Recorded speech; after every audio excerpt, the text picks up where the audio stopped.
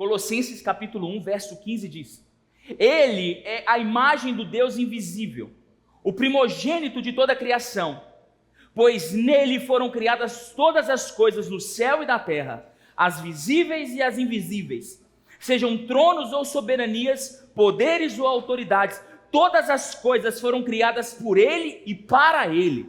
Ele é antes de todas as coisas e nele tudo subsiste. Ele é a cabeça do corpo, que é a igreja. É o princípio e o primogênito dentre os mortos, para que em tudo ele tenha a supremacia.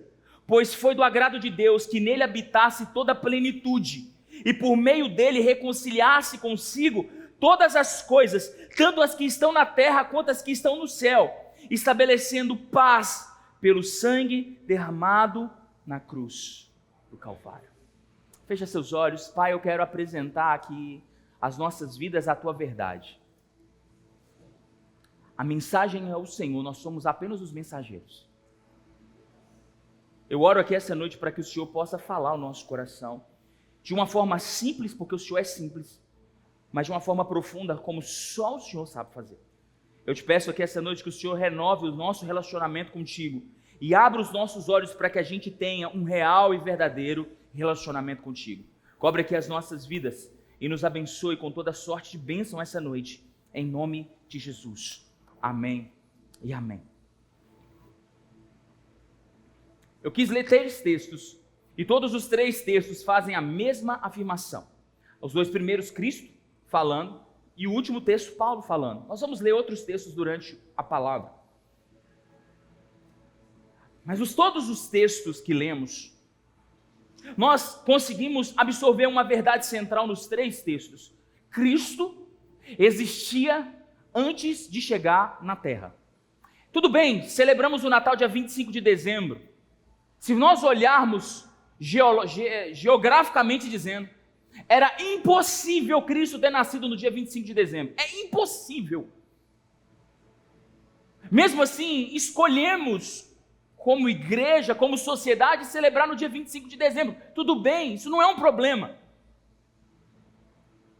A grande questão é que nós celebramos o nascimento, quando deveríamos celebrar a encarnação de Cristo. Porque talvez você não saiba, mas a diferença entre Cristo nascer no Natal e Cristo já nascer e Cristo encarnar no Natal, entenda que encarnar não é reencarnar. Reencarnação é doutrina de homens, encarnação é uma doutrina eterna. Cristo se desfez da sua glória e habitou entre nós, ele se encarnou, ele não reencarnou, isso não existe. Biblicamente dizendo, isso é impossível. Mas Cristo, o Deus que estava sentado à direita do Pai, existia antes do mundo existir. E talvez isso pareça muito simples para você ouvir o que eu estou te dizendo e concordar comigo. Não, Cristo sempre existiu. Mas esse ponto é um ponto crucial na nossa fé. Ter certeza disso é um ponto crucial na nossa fé. Porque esse ponto foi abalado na igreja da antiguidade. Esse ponto foi colocado em xeque por muitos na antiguidade. E se essa doutrina não prevalecesse, conscientemente sabendo que Cristo, ele é real antes que o mundo, ele existia antes de vir. Se isso não é uma verdade, nós colocamos Cristo numa categoria de um Deus, quando na verdade ele é o Senhor dos exércitos. Existe uma diferença humana entre comparar Cristo, e talvez você não saiba, mas quando Moisés vai liberando as pragas no Egito, são sentenças de julgamento aos deuses do Egito. Mas quando Cristo é estabelecido como o único, ou o primeiro, ou antes, aquele que estava antes da fundação do mundo, ele deixa de ser um para ser o. João capítulo 1, verso 1, diz assim: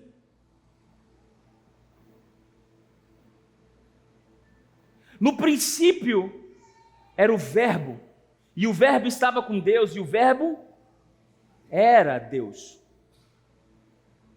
Ele estava com Deus no princípio, e todas as coisas foram feitas por Ele, E sem ele, nada do que foi feito teria sido feito. O que eu quero chamar a atenção é que, por exemplo, no princípio era o Verbo, e o Verbo estava com Deus, e o Verbo era Deus. Na Bíblia Mormon, a palavra, o verbo estava com Deus, e o Verbo era um Deus. Eles colocaram um artigo, para dizer que ele era mais um Deus. Para você ter uma noção de que o Deus não é um Deus. Porque se ele fosse um Deus, ele poderia estar numa classe menor, numa categoria menor do que ele realmente é. Então ele diz, ele é o Deus verdadeiro. E esse o Deus verdadeiro diz respeito a muito sobre quem verdadeiramente ele é, e o preço e o zelo que deveríamos ter com relação à pessoa e à presença dele. Para que você possa entender o que eu vou te dizer, eu queria ler alguns textos com vocês, e aí se vocês quiserem tomasse nota. Porque todos os apóstolos afirmaram a pré-existência de Jesus antes dele nascer. Todos. Eu quero ler alguns textos para você ter ideia. Mateus capítulo 24, verso 4. Jesus, cuidado, que ninguém se engane, pois muitos virão em meu nome dizendo eu sou o Cristo, e enganarão a muitos. 1 Coríntios capítulo 3, verso 10. Conforme a graça, se quiserem colocando, ótimo. Conforme a graça de Deus que me foi concedida, eu, como sábio construtor, lancei o alicerce, e outro está construindo sobre ele. Contudo, veja, cada um como constrói, porque ninguém pode colocar outro alicerce além do que já está posto, que é Cristo Jesus. Se alguém constrói sobre outro alicerce, está usando ouro, prata, pedra preciosa, madeira, feno ou palha. Sua obra será mostrada, porque o dia a trará a luz, pois será revelada pelo fogo, e provará a qualidade da obra de cada um. Paulo dizendo aos Coríntios agora no segundo texto de Coríntios, no 2 Coríntios, capítulo 11, versículo 3. O que receio e quero evitar, que assim como a serpente enganou Eva com astúcia, a mente de vocês sejam corrompidas e se desvie da sua sincera e pura devoção a Jesus Cristo. Paulo aos Gálatas, capítulo 1, verso 8. Mas ainda que nós ou um anjo do céu pregue um evangelho diferente daquele que pregamos, que seja amaldiçoado. Como já dissemos e agora repito, se alguém lhes anuncia um evangelho diferente daqueles que já receberam, sejam amaldiçoados.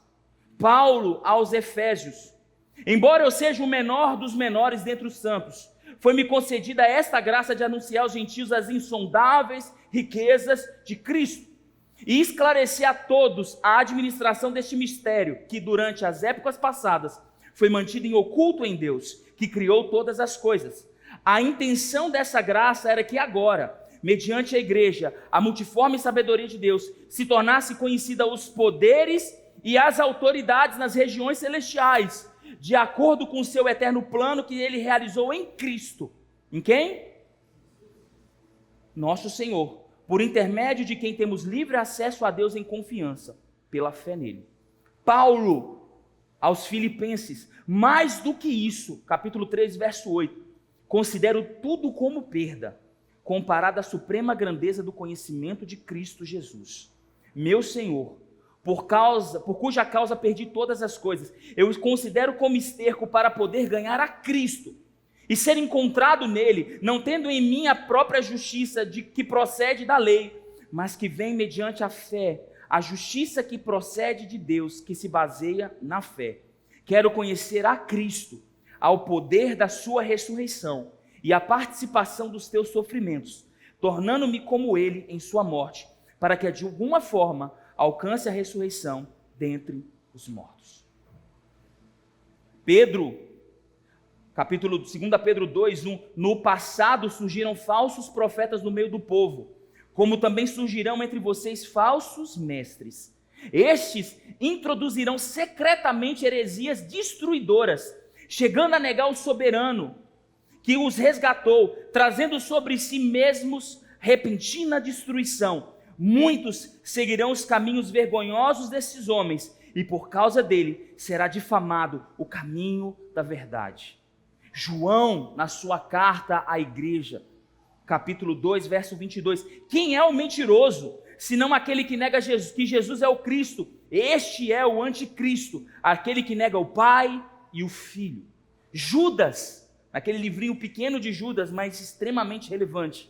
Judas capítulo 1, verso 3. Amado, embora estivesse muito ansioso por lhes escrever acerca da salvação que compartilhamos, senti que era necessário escrever-lhes, insistindo que batalhassem pela fé, uma vez confiada aos santos. Pois certos homens, cuja condenação já estava sentenciada há muito tempo, infiltraram-se dissimuladamente no meio de vocês. Estes são ímpios e transformaram a graça do nosso Senhor Deus em libertinagem e negam Jesus Cristo, nosso único e soberano Senhor. Todos batalharam pela afirmação que Cristo é o único e suficiente Salvador das nossas vidas. Todos batalharam pela verdade que Cristo, ele governava nos altos céus antes de vir no mundo.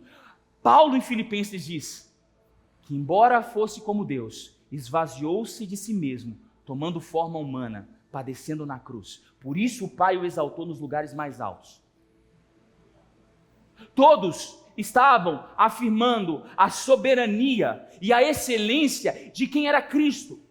Porque muitos de nós, por causa de vãs doutrinas, podemos dizer que Cristo apenas foi o Filho que o Papai do Céu criou e mandou para a gente. Mas na verdade, Jesus Cristo é o Senhor. Ele estava na glória. A Bíblia diz que quando Deus construiu e fundou o mundo, Cristo estava lá. A Bíblia diz em Provérbios capítulo 8, colocando Cristo como a sabedoria. Ele dizendo que Cristo era o verbo que produziu de forma criativa tudo o que o Pai falava. Cristo não é o nosso amiguinho ou aquele homem que nós vamos na igreja para falar dele. Cristo é muito mais do que isso. E o grande problema dessa geração e de todas as gerações que passaram por essa terra era estabelecer como fundamento que Cristo é a pessoa mais importante do universo que desceu e morou nessa terra. Não existe mais ninguém.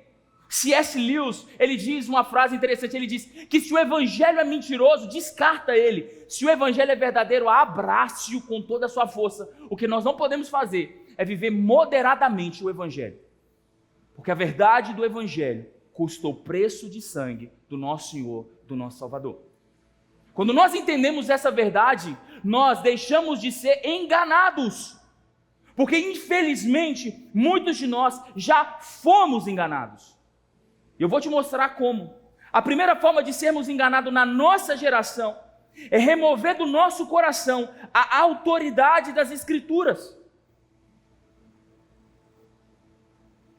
Na Bíblia, tem até receita de bolo. Eu queria que você desse uma olhada para o seu irmão, desse um sorriso para ele e falasse com ele assim, tudo o que você precisa. Todas as suas respostas, de todas as dúvidas que você tem, a palavra de Deus tem uma resposta para isso. Amém? Pode dizer um amém aí? Amém. Eu vou te dizer que isso é tão verdade, que eu tenho certeza que tem pessoas aqui que estavam angustiadas em um momento da sua vida, que dobraram o seu joelho, oraram e quando abriram a Bíblia, parece que a Bíblia pulou nos olhos dessas pessoas. Quem já viveu isso? Todas as respostas que você e eu precisamos, a Bíblia tem. A grande questão é que nós aprendemos a relaxarmos de incutir a palavra de Deus nas nossas crianças. Mas eu quero profetizar que essa próxima geração vai ser uma geração que a palavra de Deus vai estar incutida na mente e no coração dessas pessoas. Fala para o seu irmão, você vai ser o Josué e o Caleb dessa próxima geração. Você vai entrar na terra, velhinho, mas vai entrar na terra em nome de Jesus. Amém? Mas eu quero te dizer isso, que eu e você fomos doutrinados a ir para a igreja esperando que Deus falasse com a gente na igreja. Verdade ou mentira? A gente ia buscar o profeta, vou ligar para o fulano orar para mim, para ver que Deus fala comigo. E nós não entendemos a força e o poder que as Escrituras têm. Nós nos amparamos em palavras de homens, mas não nos amparamos na palavra da verdade. Isso é uma forma de ser enganado. Uma outra forma que a nossa geração deixou de ser verdadeira e começou a ser enganada é a negação da divindade de Jesus. Se eu fazer essa pergunta, é óbvio que ninguém vai dizer que nega Jesus, não é verdade? Ninguém nega Jesus. Mas a verdade é que se Jesus é Deus, Ele tem o poder de estabelecer padrões absolutos e imutáveis nas nossas vidas. Ele tem o poder de estabelecer padrões. E desculpa se você não concorda, Ele é Deus, foi Ele que criou você. E Ele tem o direito de dizer para você quem você é e ponto final. A nossa sociedade está relativizando a nossos gêneros, relativizando a criação. A gente vai estudar na escola hoje, a gente vai estudar criacionismo. A gente não estuda criacionismo, a gente estuda evolucionismo de Darwin. Os nossos filhos estão sendo alvejados com uma ideologia de gênero. E as pessoas dizem, mas eu me sinto assim.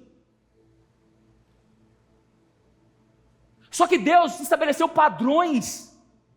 E esses padrões foram estabelecidos por Ele, porque Ele é Deus, foi Ele que te criou. Se você não concorda, isso é um problema seu, a gente vai te respeitar, tudo bem, é o seu direito, mas não venha dizer para mim que você vai entrar no céu se você não está debaixo dos padrões absolutos que Deus mesmo estabeleceu. Ele estabeleceu e ponto final. Se Ele é Deus, mas tem crente que diz para mim, pastor, mas é tarde. Filho, Deus estabeleceu, se Ele é Deus e estabeleceu padrões absolutos, quem somos nós para dizer para o nosso Criador que está errado? Amém? Fala para o irmão que você vai melhorar. Existe, nos anos de 1930, 1940, foi feita uma coalizão de religiões para dizer para as pessoas, isso você já ouviu, que todos os caminhos levam a Deus. Quem já ouviu isso? Quem já ouviu isso?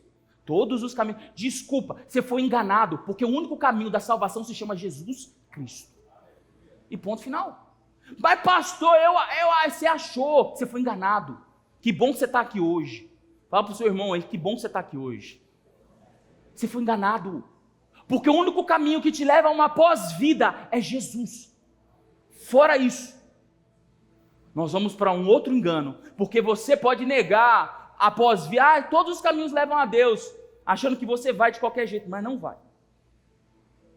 Porque o único que tem poder e autoridade para julgar pecados continua sendo Jesus. É Ele que dá a última palavra na sua vida. A última palavra da sua vida vem de Deus e não dos homens e nem das circunstâncias. Amém? Por isso, Ele é Deus. E se Ele é Deus, Ele tem o poder de te dar a última palavra. Quantos aqui precisam dar uma última palavra da parte de Deus aqui? Levanta a mão aqui hoje. Glória a Deus. Fala com o seu irmão, você vai receber uma última palavra aqui de Deus em nome de Jesus. Como nós somos enganados? Nós somos enganados quando nós negamos, quando nós permitimos que a nossa sociedade diga que o pecado original não existe. Existe um conceito de tábula rasa criada por John Locke, que diz que a sociedade, para ser boa, ela não precisa ser expiada ou remida pela cruz, ela só precisa ser educada. Esse conceito está lá no iluminismo. E eles diziam uma coisa que hoje é uma das maiores narrativas do que vivemos hoje. Nós precisamos educar os nossos filhos para que eles sejam mais tolerantes com as diferenças. Quem já ouviu isso? Quem já viu isso? Irmãos, eu vou te dizer uma coisa. Não existe, absolutamente não existe, nada que você sozinho, com a força do seu braço, possa fazer, que vai produzir algo realmente bom. Tudo na minha vida e na sua vida de bom precisa passar pela cruz do Calvário. E acabou. Mas pastor, eu não concordo. Tudo bem, eu te respeito se você não concorda comigo. Mas eu estou dizendo o que a Bíblia está dizendo.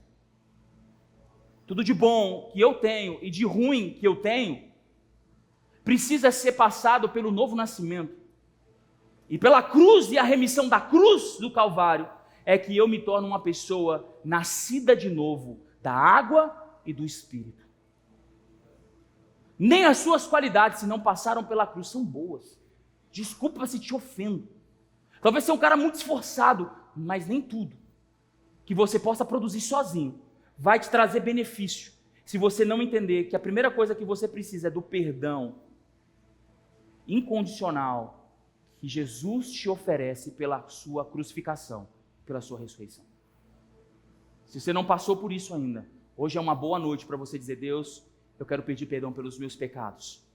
Quero te pedir perdão pelas coisas boas que eu fiz também, porque eu quero que tudo na minha vida esteja debaixo da cruz do Calvário, porque só lá coisas boas vão fluir da minha vida.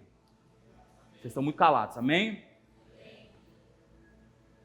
Nós podemos ser enganados e somos enganados. A nossa geração é enganada porque não se ouve mais falar do inferno. Fala para o seu irmão: o inferno existe, irmão. As igrejas, e nem as igrejas falam tanto mais do inferno. Sabe qual foi o maior pregador sobre o inferno na Bíblia? Jesus. Jesus falou mais do inferno do que qualquer outro, do que todos os outros juntos. Jesus falou mais do inferno do que todos os outros pregadores e escritores da Bíblia juntos. Jesus falou mais do inferno. Sabe o que o diabo, como o diabo não conseguiu apagar a verdade do inferno, sabe o que o diabo inventou? Para muitas pessoas, o inferno é aquilo que vivemos aqui na terra, e não a consequência de quem rejeitou a verdade em Jesus Cristo. O céu e o inferno existem e foram criados para que eu e você desfrutássemos ou padecêssemos por não conhecer ou por reconhecer a soberania de Jesus Cristo sobre as nossas vidas. Amém? Amém? Irmãos, parece que é pesado o que eu estou te dizendo, mas eu vou te falar uma coisa. Nós lemos o texto de Colossenses, capítulo 1, dizendo: Ele é a imagem do Deus invisível, Ele é o esplendor da glória de Deus. Sabe o que é isso? São canções que foram cantadas na igreja primitiva, as pessoas cantavam.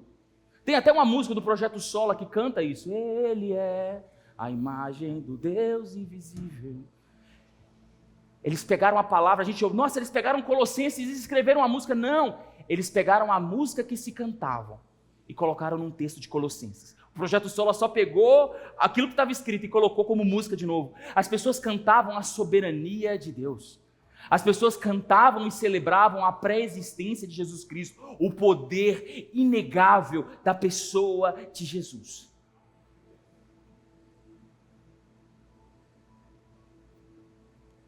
Nós somos enganados e podemos ser enganados pelo humanismo que se infiltrou dentro das igrejas. Talvez você já ouviu isso de um coach: tudo o que você precisa já está dentro de você. Quem já ouviu isso?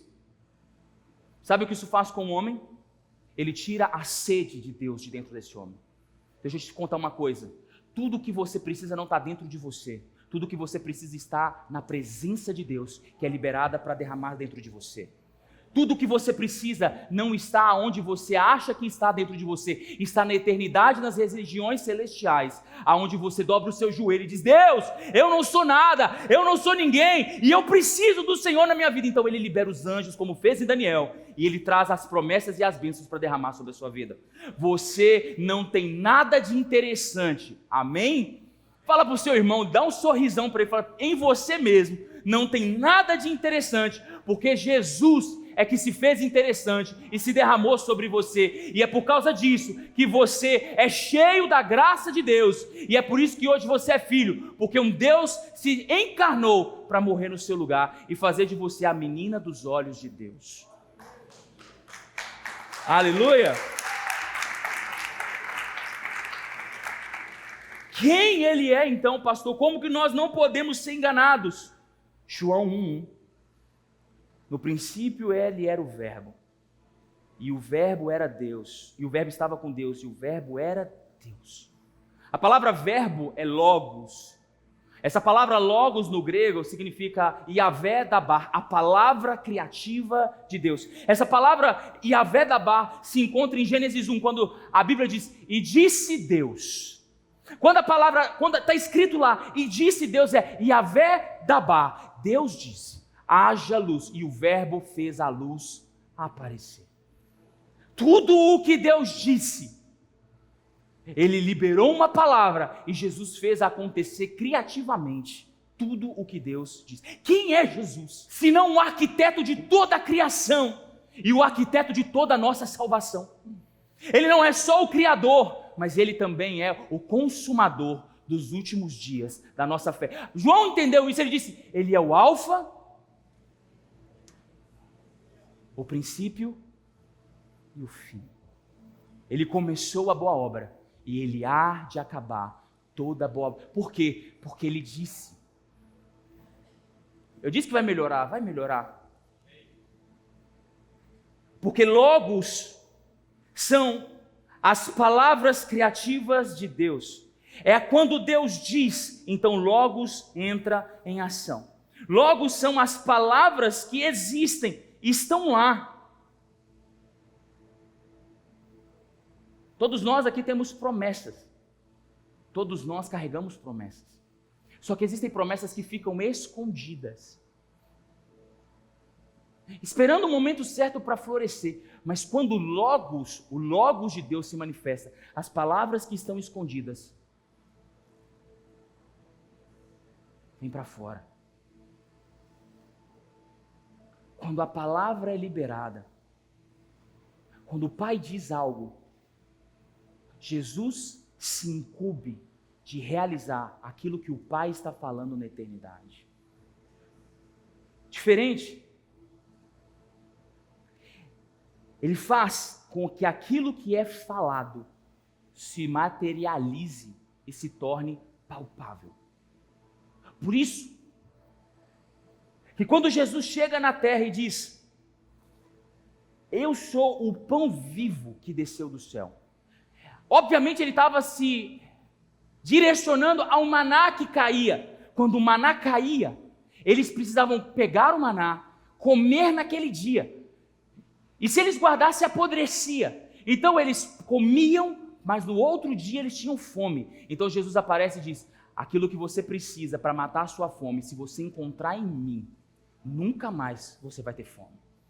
Ele diz, eu sou a água viva. No deserto, bateram numa pedra e jorrou água. No outro dia eles tiveram sede. Ele diz, quem beber de mim,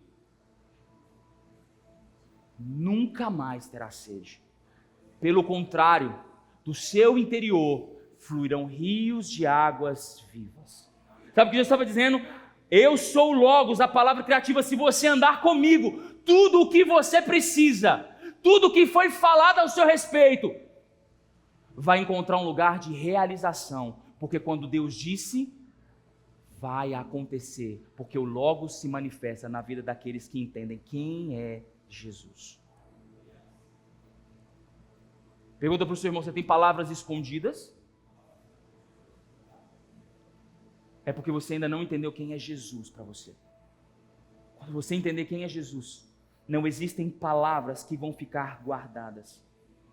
Não existem palavras que vão ficar guardadas. Aleluia. Vocês me dão mais 10 minutos? 10? Combinado? Tem algo que eu queria falar essa noite e eu não vou deixar passar.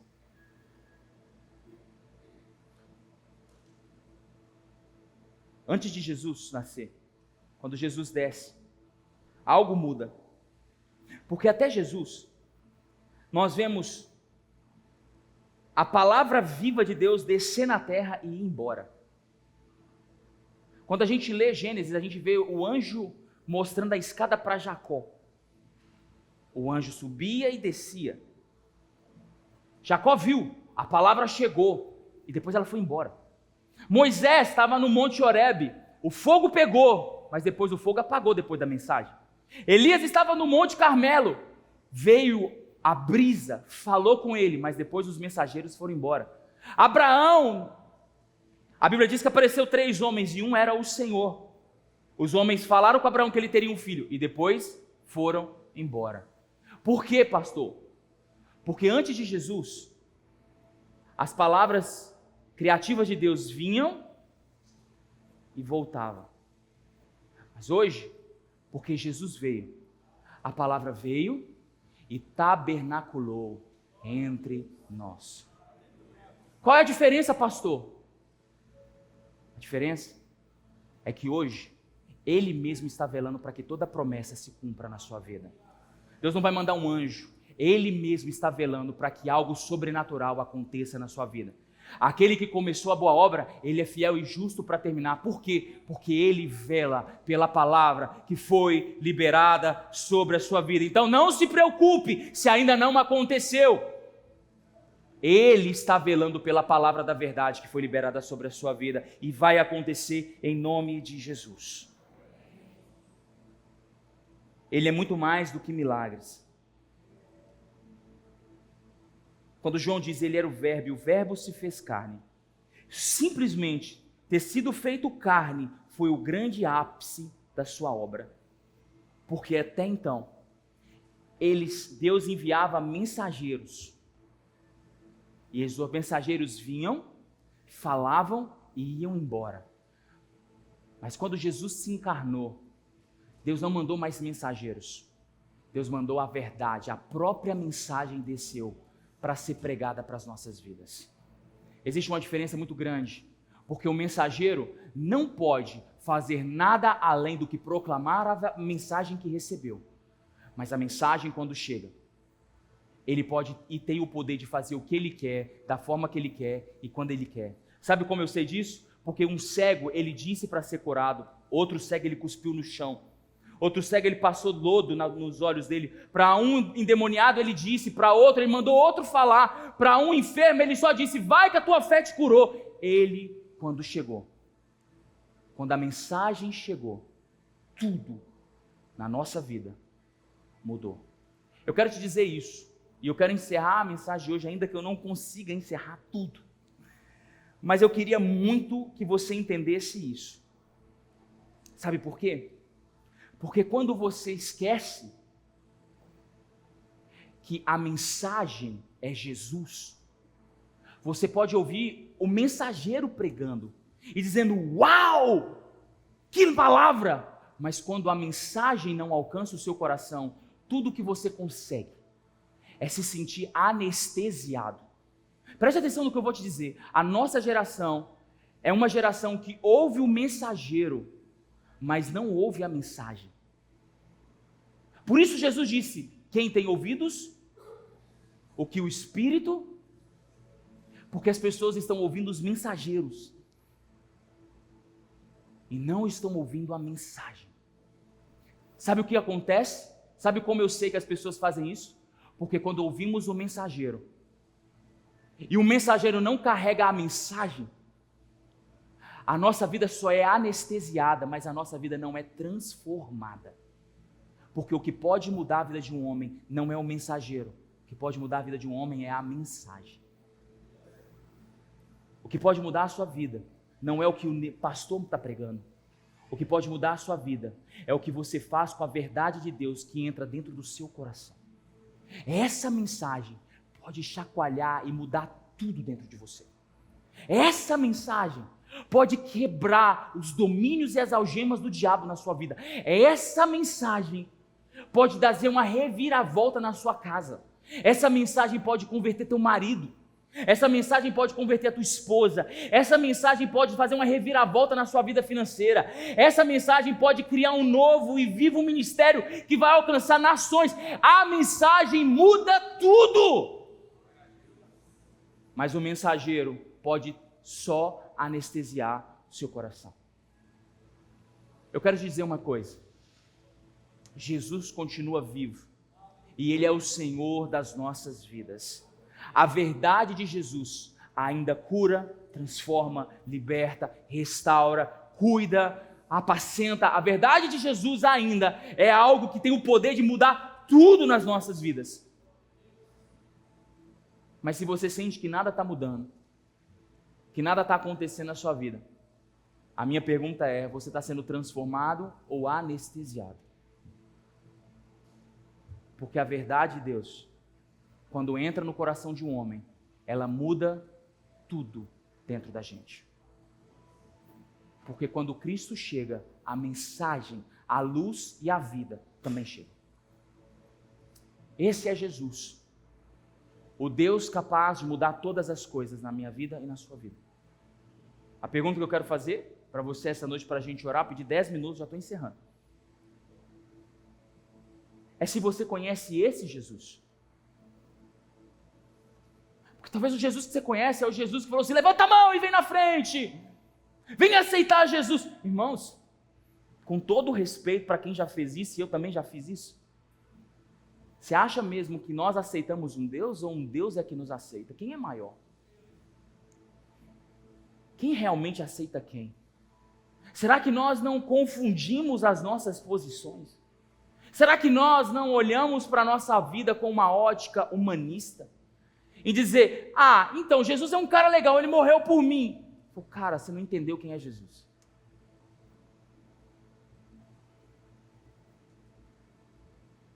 Jesus é muito maior do que todos os poderes. Jesus é maior que a sua conta bancária.